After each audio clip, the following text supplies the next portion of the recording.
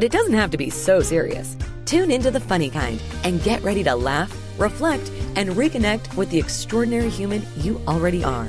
Catch every episode and connect with Erica at yourpivotalpoint.com. Tune in to Navigating Parenthood, Be Your Influence, Be Their Guide with Carol Mastriani every second and fourth Monday on Transformation Talk Radio for expert guidance, real answers, and inspiration to help you be the positive influence in your child's life. Got questions? We've got answers. Learn more and connect with Carol at beyourinfluence.love.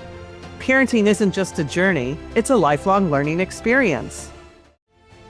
Step into a new era of leadership. Get mindful leadership, transforming lives with me, Singh. Tune in every Tuesday, noon Pacific time on transformationtalkradio.com, where purpose, mindfulness, and passion converge to redefine what it means to lead in today's world. Each episode is your gateway to transformation. The world needs better leaders. Become one. Your leadership journey starts here. Visit singhpowerupcoach.com. Don't just lead, transform, join the global movement. We are all born with. Welcome to Skin and Soul. I'm Gwenem Carsley, a transformational body, sex, and soul coach, and I'm inviting you on a bold, unfiltered journey into the heart of our humanity through the lens of Eros. This is where we strip away the shame, dive into the unspoken, and embrace the wild, raw truth of our desires. Together, we'll crack open the taboo, uncover our deepest intimacies, and awaken the pulse of our sexual essence. Because real transformation, it's messy, it's thrilling, and it's oh so delicious. Buckle up, loves. Skin and Soul Beyond the Pale starts in 3, 2, 1. Let's go. Hi there, I'm Gwenem. I'm your host of Skin and Soul Beyond the Pale. And today I'm in conversation with Aaron Mandelbaum, who has such an interesting background. I love it. He's been researching, studying, practicing, and working in philosophy, transformation, and shamanism. And I love that you say since the late 1900s, which makes me feel like you're a vampire. I'm like, wait a second. Yes. And you've got certifications. So you're a coach in sex therapy, trauma-informed care, and body and somatic body work. So there's so much about your work that interests me. And I told you right off the bat, I would love to talk about integration because I just feel like we're on such a high these days. Everybody's seeking like the morphine drip, right? Everybody's on constantly. And like, what is my next fix? What can I do that's more intense than the other? And I love that you bring in integration. So tell me more about how you work with, It's so good. It's true too. It's, the event, the workshop, the medicine journey, the bodywork session, whatever it is, like that's just the start. Like, once you say goodbye or your week is over and you're flying back or whatever it is, it's like, now it can start, because that's just like open. That's like cracking the book open for the first time. And it's like, the journey is like, what is my life like with everything I've done plus this new experience? The experience isn't life. The experience is life plus that. And so integration is, how does that experience meld and fit with the same? Is it oil and water, or is it, a drop in the ocean? And I see this a lot where people are like, what event should I go to next? And like chasing the high of being at the event. I've been calling them, my friend lent me this term, shamasochists, where they're just like, more transformation, more transformation. And it's so easy to get hooked on it. It really is. So there's no judgment that we're on a high and meeting new people and connecting and being inspired. And like, I love that. So I know it, I feel it, I've been there. And I've had moments where I completed a week-long workshop or something, and I literally just was like, I'm not grounded, I'm not resourced, I'm not safe to drive home even. What does this mean for my life? Yeah, and a lot of people do that. I think like there's this, and there's also this handing over of power.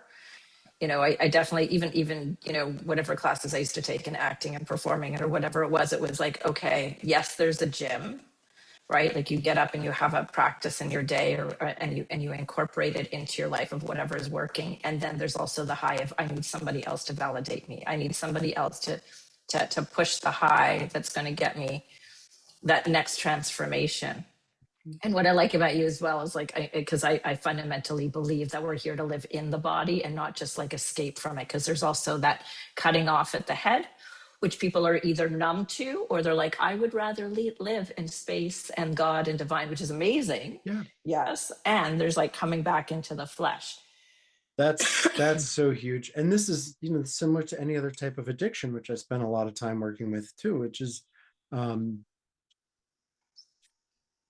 and it gets wishy-washy, and it's not just like drugs, it's not just alcohol, it could be sex, it could be shopping, it could be gambling, it could be chasing the next experience. And it's like, is this to go deeper or is it to escape?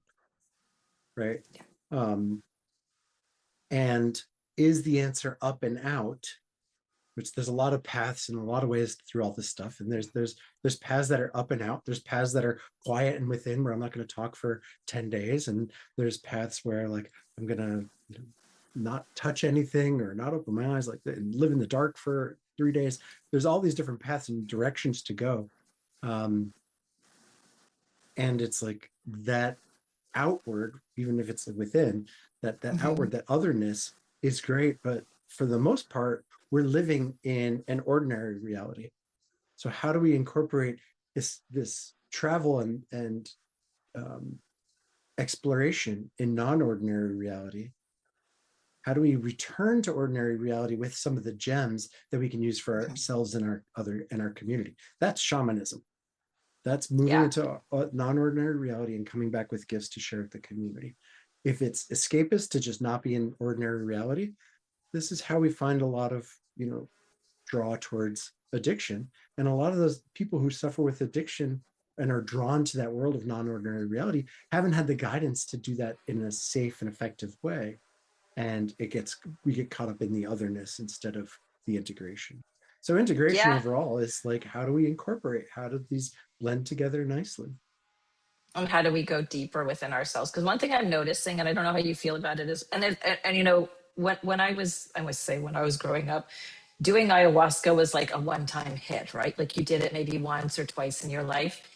And I have since met some very dear friends of mine who are doing the hit like constantly, and I'm just like, I mean, my body's just not there, but I'm amazed at one, the resiliency, but I do question like where's the line of constantly going after that, like, oh, I need that to go in, I need that to feed myself, versus I can just be, or that I can attain those same states of being without going into any form of psychedelic or plant medicine or and I wish there were more communities that are for that are focusing on that. I'm on the board of a legal church in New York State, and for plant medicine journeys, among other things. And we've added a whole separate day to our experience where we're not doing anything else except being together and letting it land. And we're having sharing circles, and we have ongoing, you know, support. And there's some communities where they're just filling the next retreat, and then it's like, okay, thanks, bye. I see these people on Reddit, on the community on Reddit for ayahuasca. They're like, I've never done this before, but I'm going to fly from Seattle to Peru for eight ceremonies in 9 days. And days, like, do you really want to go through Peruvian customs on the way home? Like is that where you want to be? Like the day after your first 8 ayahuasca ceremonies? So yeah, that is important. Like, and it's different for a lot of people. You know, people have different tolerances and people are in different places. So there's not a right answer. It's not to say like you can't do ayahuasca 8 days in a row. It's what's right. It's for whom and when. Is this right for you? Is this right for you right now? Because on the other extreme of trauma, it's like too soon, too much, and it's like too intense, and it's too fast, right? So it's like, what's going to serve you in this moment? And if you've had that big insight, you don't have to go back to that place where you got the insight let's deal with there's value in, there's all this drive for like ego death, and I'm going to be one, and I want to live as a fractal, and great. And I still have to buy eggs, and I still have to deal with paying taxes, and how do I Yeah, I incorporate still those need to things? live in this. I still need to live in society, right? Unless you choose to like exit that, which then again, I'm like, you get to be the monk. I mean, you Yeah. can. And And there's there's there's shadow different. sides of people building community. Are you Yeah. building community to escape this ordinary reality and live together and be naked and make art all day? Or is it to come together and build something that we're moving from here onward to, and that we're aligned with?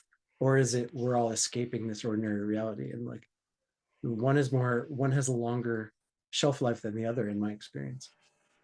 Yeah, and one thing that I like in my work, it's all about increasing pleasure capacity, which is really feeling capacity or sensation capacity. So it's like one thing to get out of your head, and then Yeah. it's like, well, can you actually sit in the sensations of your body long enough to feel something and sit with it? Yeah.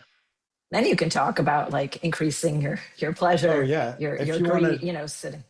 If you want a mind bending, like, journey, try not using your phone, a book, or a TV, and just be for a couple minutes and notice and see what you see where there's Yeah. numbness, and what does that feel like, and what can and can't you feel like.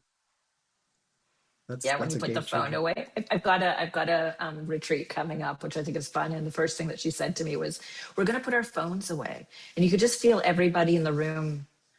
Like, what do Clench. you mean? And What do you, like? I'm thinking of all the excuses of like, can I put my phone away?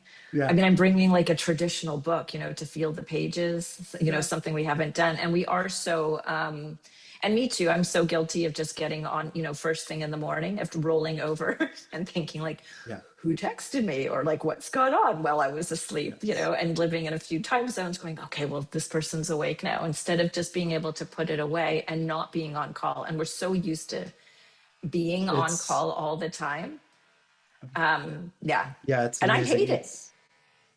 It's true. It's one thing I say at a lot of workshops that I facilitate, we say like, um, just notice, like, if you smoke cigarettes, don't quit smoking, because we don't want you with withdrawal during this work, because that doesn't serve you. Yeah. But notice if you're smoking more. Notice if you're eating more carbs or sugar. Notice if you're on social media more. Like, which is a drug for you right now that's an escape from feeling and noticing what's going on.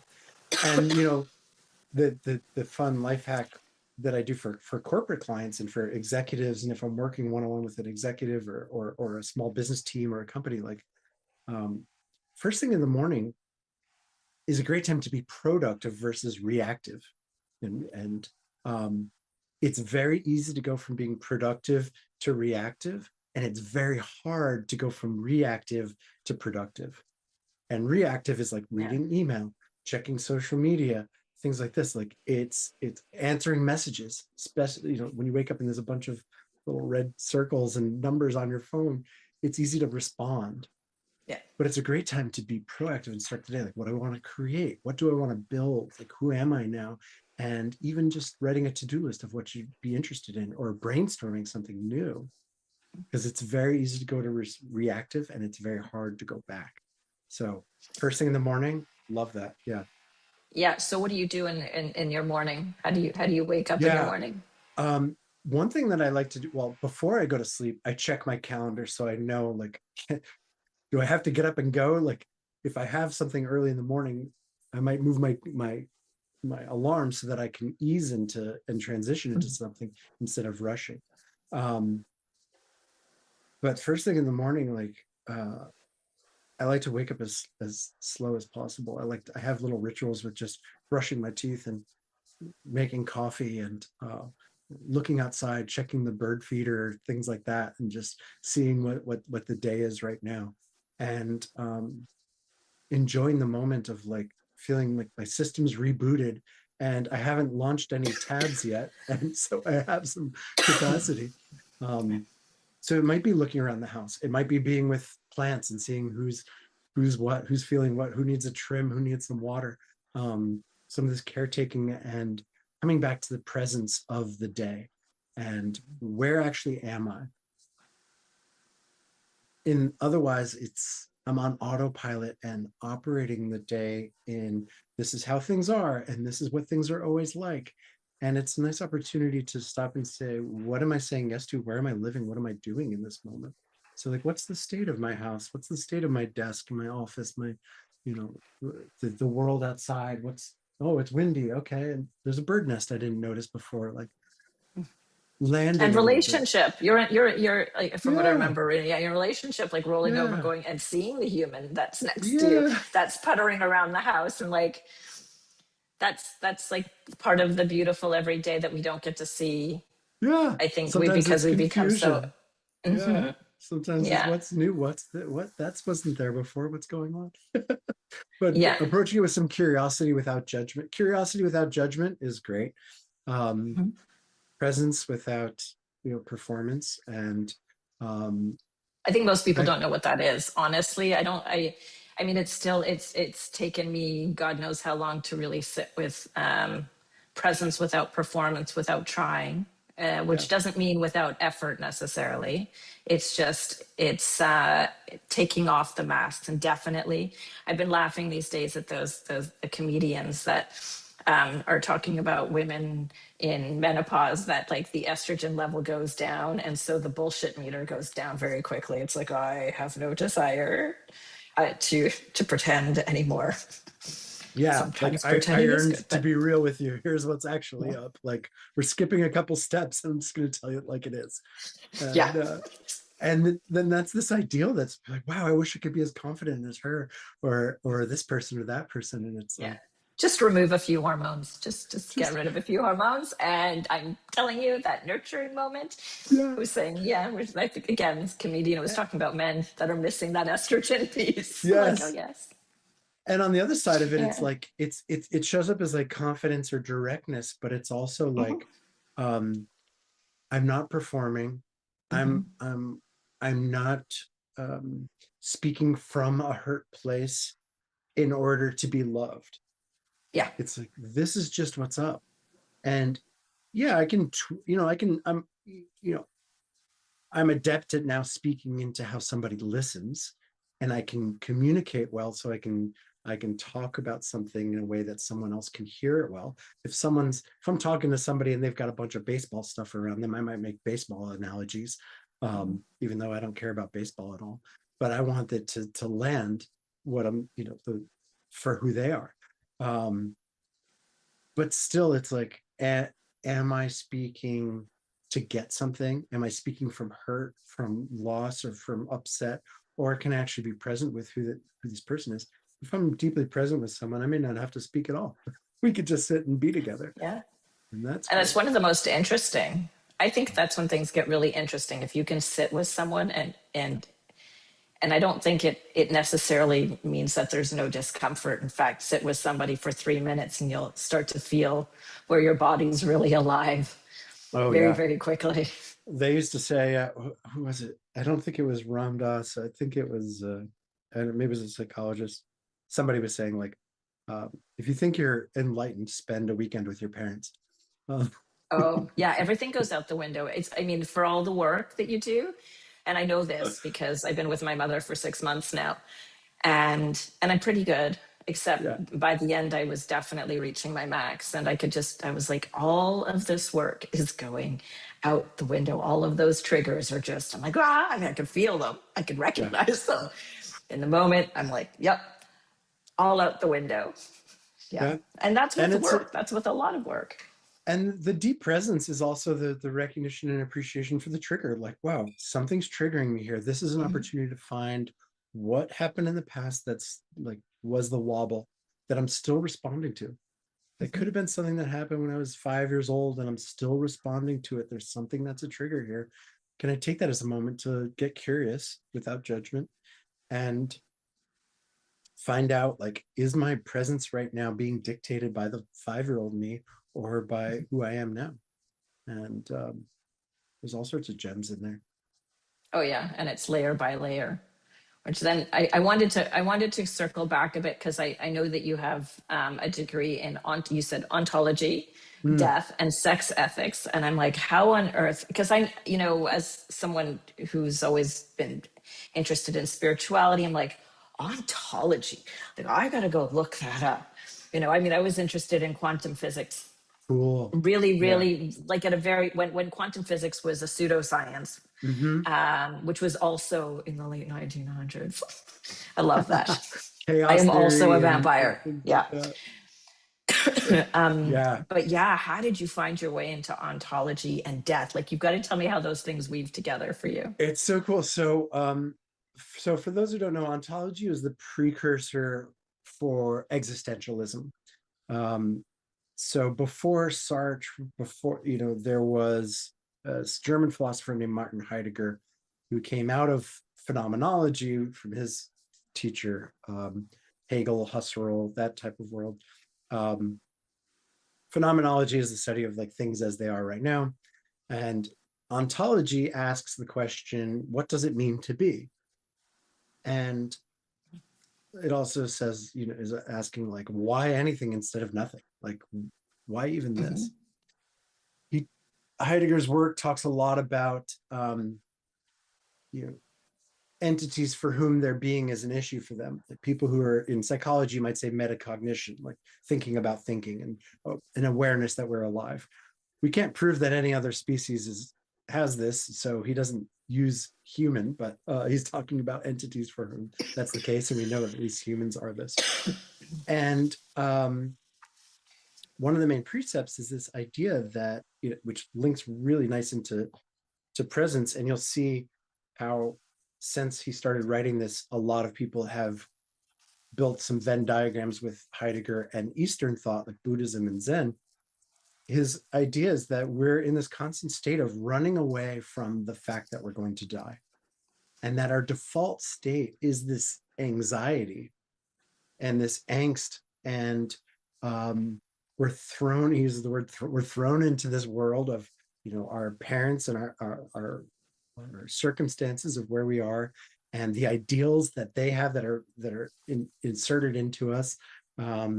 Before nature and nurture, we show up in a certain type of world and community and society. And there's this, it doesn't even show up as like a fear of death. It's just this anxious state where we're constantly running away from it into pop culture, gossip, current events that are, may or may not have a lifelong impact. And letting ourselves be dissolved into this collective that he would call the they. And so many of the ways that the fear of death present itself is it's fascinating. All the little nuances of how death shows up. A lot of that is the rituals that we have around burying people who have died, and like what's going on in the language we use for it. There's some belief, there's some faith, yes, and there's some people who are saying, oh, I know my grandfather's looking down on me. And is that really rooted in this idea of an afterlife to protect our own fear that what if there's nothing? I don't know if you've had the experience, but I know when I was very, very young, I remember like looping in my head a lot, going, like I'd open up my eyes thinking, I am. And I was very, very young at the time. I was just like, the absurdity of it struck me at that time.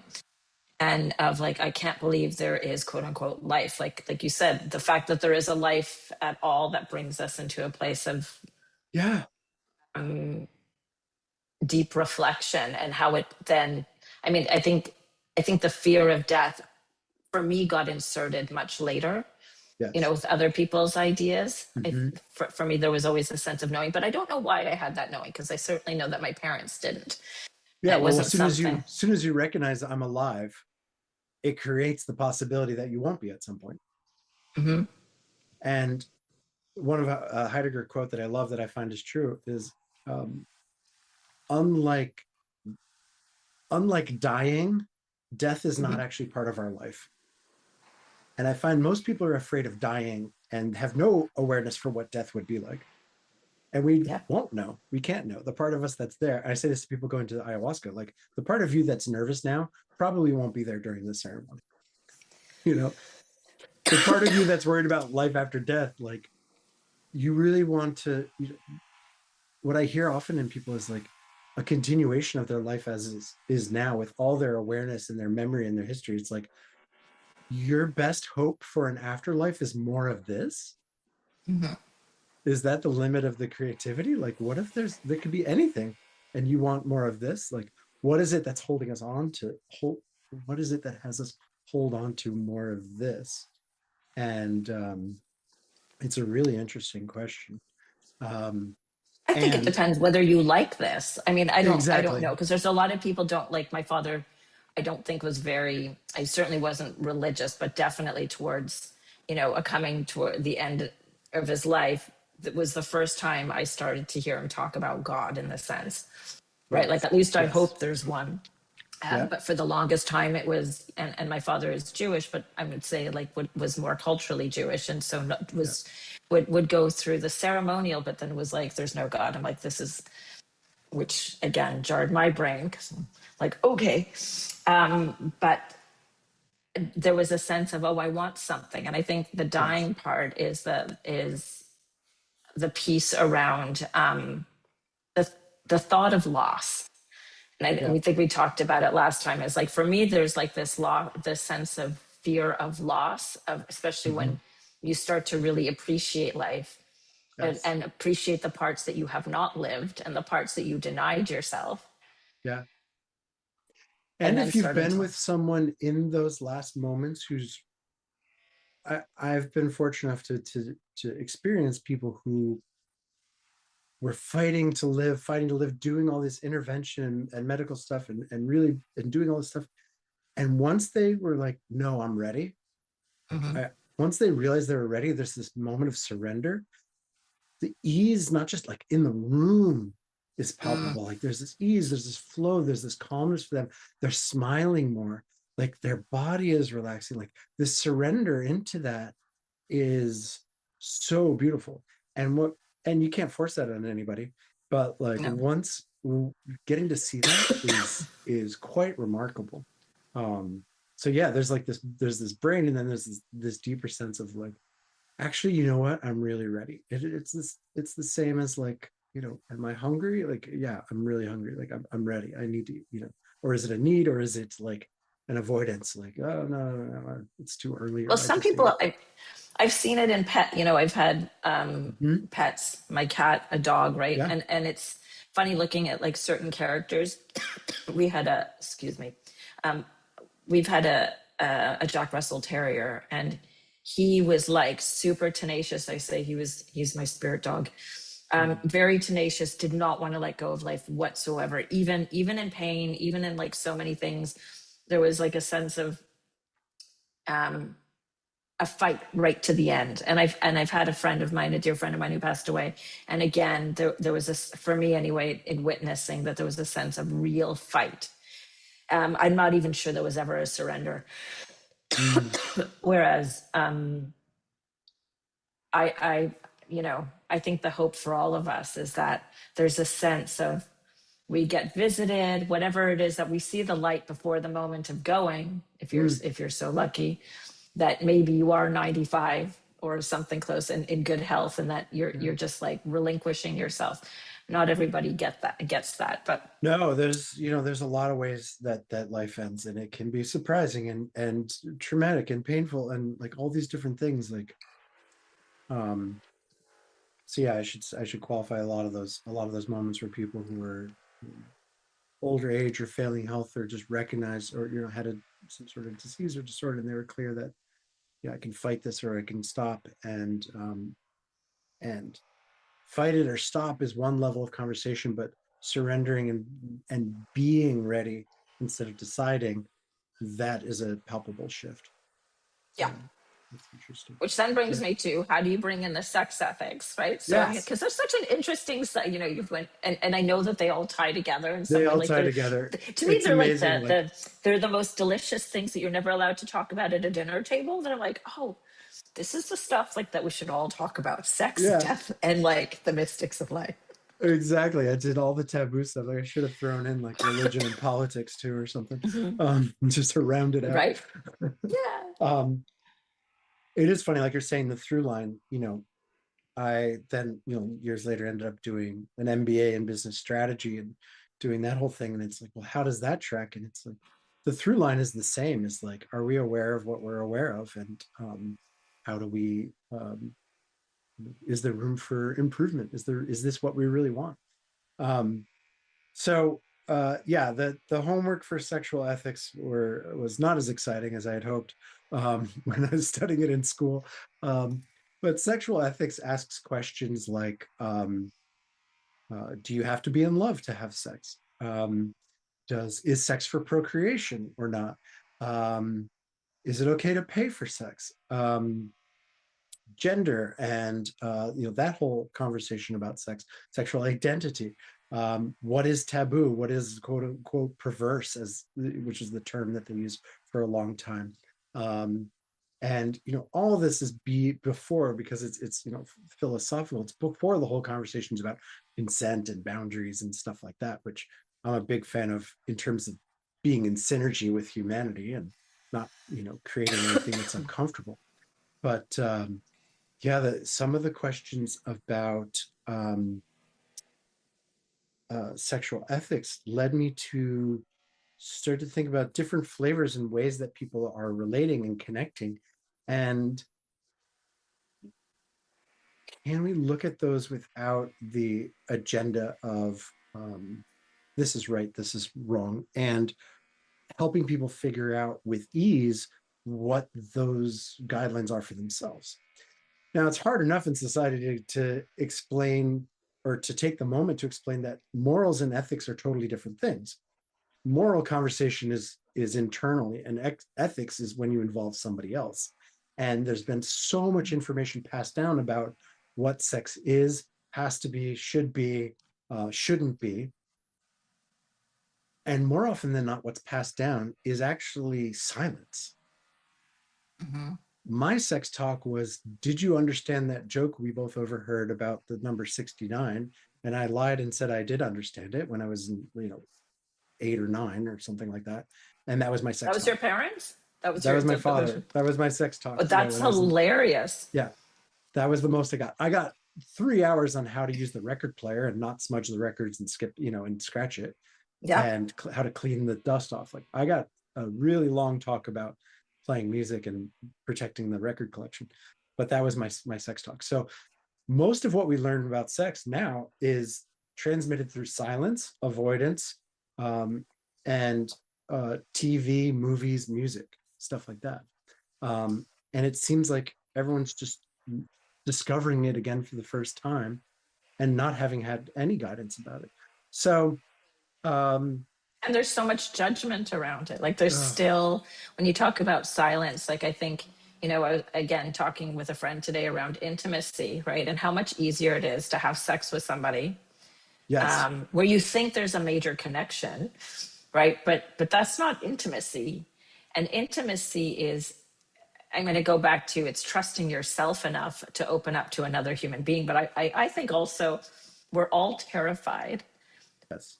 included still, like, there's parts of me that open up that go, oh my God, you can see me now. And that goes back to, like, just sitting with somebody for 3 to 5 minutes, right? Just sitting in someone's presence and just breathing with them.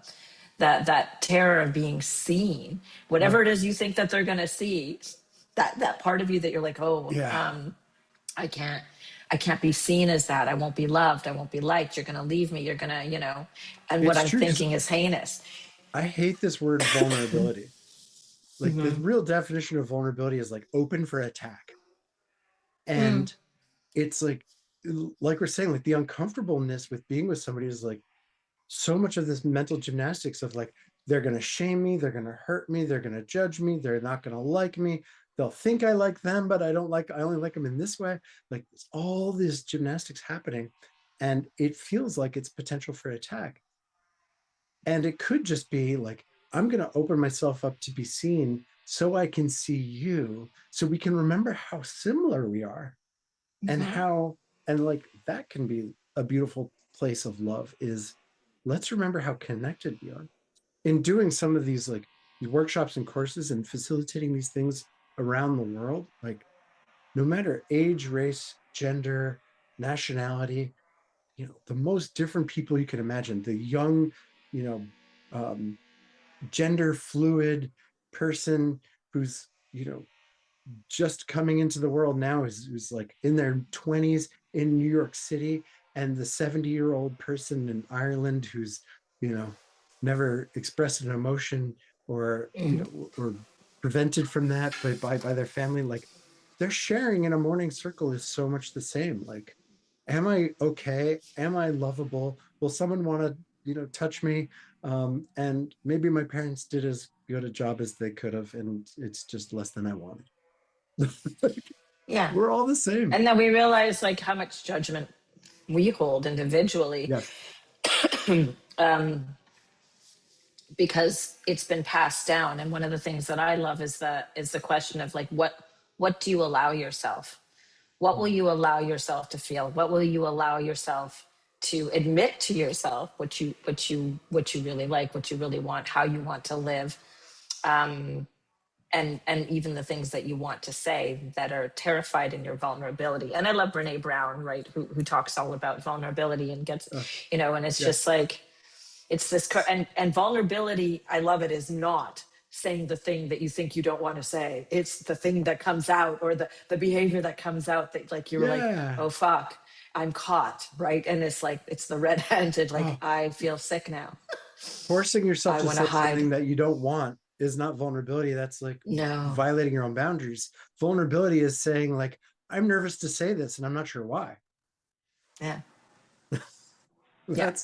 That's great vulnerability. Yeah. Or just being caught in that like emotional moment where somebody walks in on you and you're like, Yeah. oh God, that's vulnerable. Yeah, absolutely. It's amazing. We went through something in the US with Clinton and Monica Lewinsky. And there's this accusation that he performed a sex act with this person who wasn't his wife. And it went into denial until it was actually, no, I did do that. This could have been an amazing opportunity to talk about, desire, consent, working through with a partner, like what that looked like, what it was. We will never know if that was a consensual thing with him and Hillary or not. Like, because it wasn't okay to even talk about. And the whole thing, like, to the point of getting impeached, of like one of only very few presidents to get impeached or having that talked about, like, over a sex act. Kind of ironic these days. Yeah. And it missed this opportunity to have a real conversation about like humanity. And like, we don't want leaders who have libido. And like so many different conversations. It was such a missed opportunity, and got covered and buried and squished down and seen as like desire is wrong and eros is wrong and things like that. Talking about like an opportunity to be vulnerable and talk about what's going on. It could have saved a lot of torment for a lot of people's lives too. It's still an uncomfortable conversation. And I'm a person who's like really, like I'm learning about my own internal privacy, which is one thing. Yeah. But being able to have a conversation about sex at a table is usually a fun or enlightening, but it's still the conversation that, again, it's like religion, sex, politics are the like the big taboos at the table. And I'm like, these are the most interesting things to talk about. I could give a shit about the weather. Like, honestly, like, let's get in there. Let's talk about like so which brings me to, I want to talk to you about sacred kink. Cool. And we'll probably do like another episode with you on sacred kink. Love but it. I just wanted to touch on it because I know that you have, you can enter into the Dark Star Temple and you do some super interesting thing. But I think, I think most people have a basic understanding of what kink is. Yeah. And that there's like an understanding maybe basically also around sacred sex, if they're thinking of Tantra. But just in the idea of like coming together of like, what is sacred kink? That's great. Yeah. One of my teachers likes to say, for non-kinky people, kink is anything they won't do. Yeah. And for kinky people, kink is everything. Like, I have a microphone kink, I have a plant kink, I have a water bottle kink, like whatever it is. Like, it's just, it could be anything. So there's there's a whole world of like taboo around kink as being odd, other, strange, painful, something like Perverse. that. Perverse, yeah. And it could, a synonym for kink is preference. Like, this is my preference. Like, I've got a foot kink. I've got some people have a vanilla kink, like nothing fancy. Like, we're going to be, this is how we're doing it. So, uh, so kink is, kink can handle a lot of different things. And so many of the things that we have in other realms of life are part of kink. Kink community in general, if to be broad, has very good consent, very good boundaries. They're very open. They're really good about talking about what works, what's in the moment, stopping when something is not right all of a sudden, and moving on without judgment. Finding some Which limits, takes a lot of presence, by the way, which we didn't takes touch a that. lot of presence. Lot of presence. Energetic presence, physical presence, mental presence. Like, oh, like I said it was okay then, but maybe it's not now. Or I consented to this and it was way more mind-blowing than I thought it was going to be. And like, now I need to say no. Like, that's a whole new layer of consent that's still, new in a lot of the literature and work around consent. So yeah, kink exists. It includes generally it might include some things like different types of touch that is consensual, power dynamics or role playing and taking on a different persona, and which is a bit of a giving up or taking on. Might include some, domination and submission as a version of role playing, and among a lot of other things.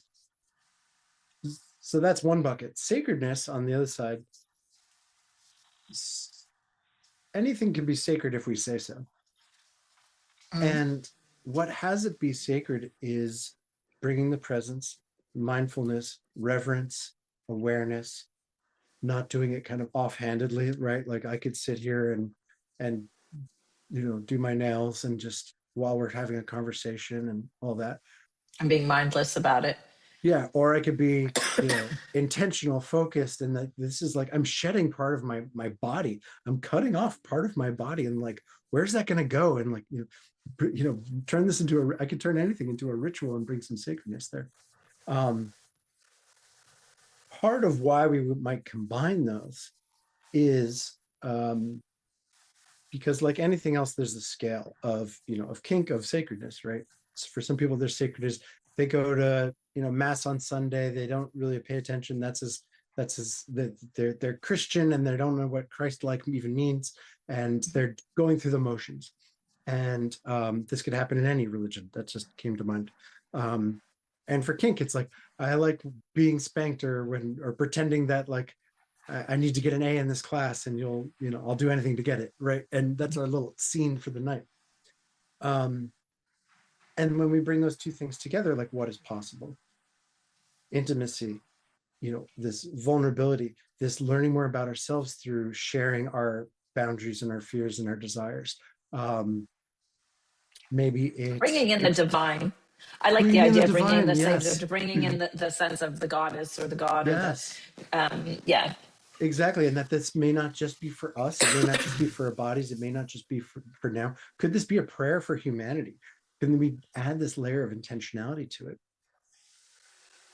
We can also I just wanted to add, like, and can it also, like, this thing that we think is so taboo, like you said, for those people who are like so afraid of kink that that is like the other thing, like that nobody touches, but that you can bring it into, like, that it is beautiful, that there isn't that this isn't something that is perverse and strange or whatever, that we can also embrace our weird, because I think everybody's a little weird. Everybody. Yeah, like, let's try new things.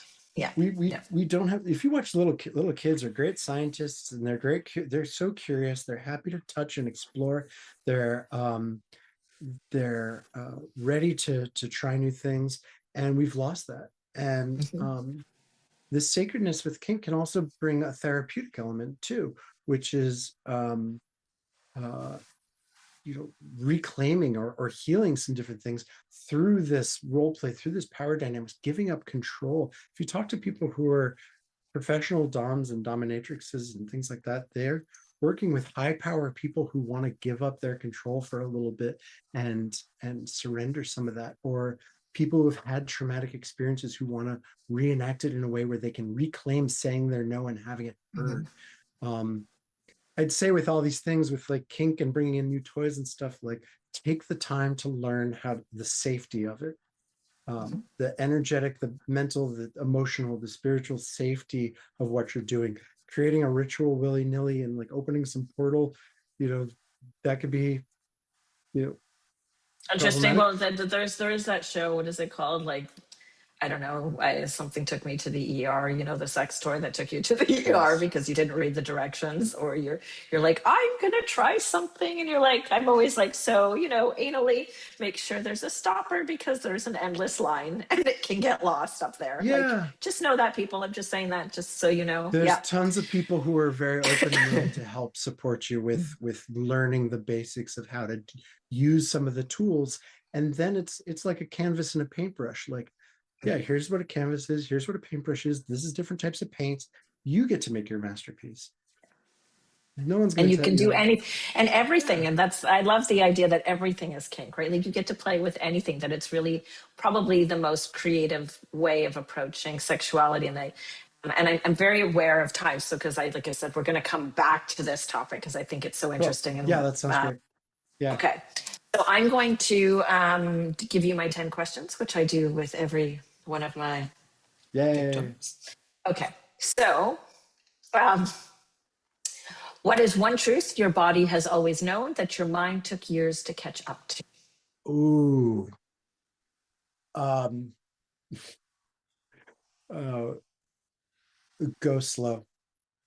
Yeah. Ghostland. Yeah. I'm a sloth. I'm a Taurus projector. I have no energy, and I don't have to keep up with my friends who seem like they've been on cocaine their whole life. Yeah. Mhm. See, I'm not a Taurus, so I'm a little bit of the cocaine running rabbit, Mhm. I think, sometimes. What's the most intimate moment you've ever had that had nothing to do with sex? Oh, every single time I look at my wife's eyes, like, Oh, yeah, I love that. yeah. I just see her, and we say we're actually making love in that moment. So it's not about sex per se, but yeah, we make love all the time and we never have to touch. Love that. Yeah. If you could be remembered for one sensation you gave someone, what would it be? I love that. Any version of them knowing they have more capacity than they thought they had. Yeah, like, oh, I can do it. Oh, I'm stronger than I thought. Oh, I'm bigger. Oh, I matter. I'm important. Some version of like, yeah, I see you, and you matter. You.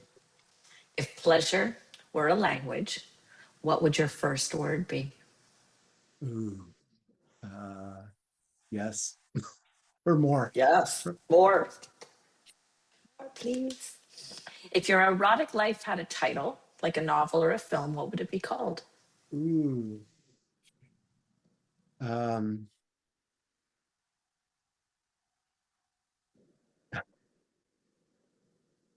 um, advanced introduction to creativity. Ooh, advanced introduction to creativity. I like it. Okay. Now, what's one thing you've never said out loud but wish someone would ask you about?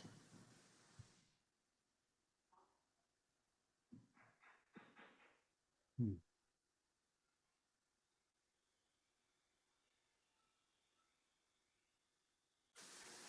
Hmm. Um,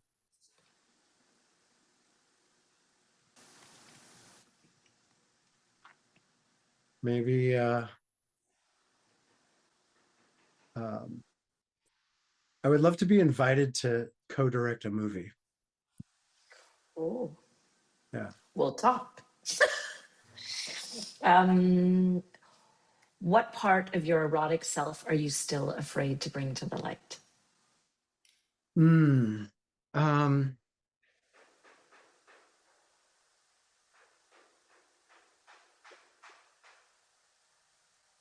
it's nice to find someone where there's a match always. I think I I've been clued into this projection that I have sex all the time, and I really don't. Um, so I think that that's an interesting thing that I there's not a lot of opportunity to shut that down as a projection that I get, but it's fascinating to me. Okay, so what dies in you when you pretend, and what comes alive when you don't? Mm. It's the same thing. Like, like I said, I don't have a lot of energy and I'm a sloth most of the time, but like in these conversations, this is like my passion. This is my eros. This is my like, this is me. This is my love. Um, so if I'm pretending, if I'm in a place where I can't talk about this or it's shut off or something like that, uh, it's kind of like sucked into this self and it's less exciting, it's less fun, it's less passionate. So the game is finding this level of passion and joy in other areas. Yeah. So pretending is like sharing, not it's this. I can share the stage, but if I'm kicked off because somebody else needs it, that's different, and that's tough. Yeah, it's more like getting your script taken away. It's like Yeah, when you're given the script and you're like, I don't like this one. yeah. I I feel like don't. I'm It's not baby in the corner. baby in the corner. Yeah, don't put baby in the corner. Finish this sentence. When I leave this life, I want my skin to remember.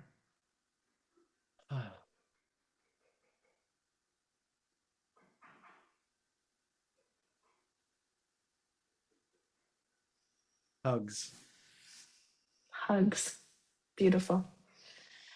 Last one. And if the soul has a scent, what does yours smell like today? Ooh.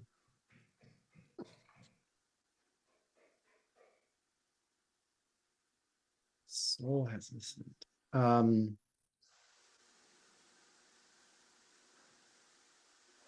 I would say like a spicier version of jasmine.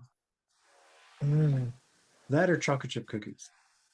Ooh, I like it. The chocolate chip cookies are definitely a female attractor, or like, right? Yeah. Someone The said scent of vanilla.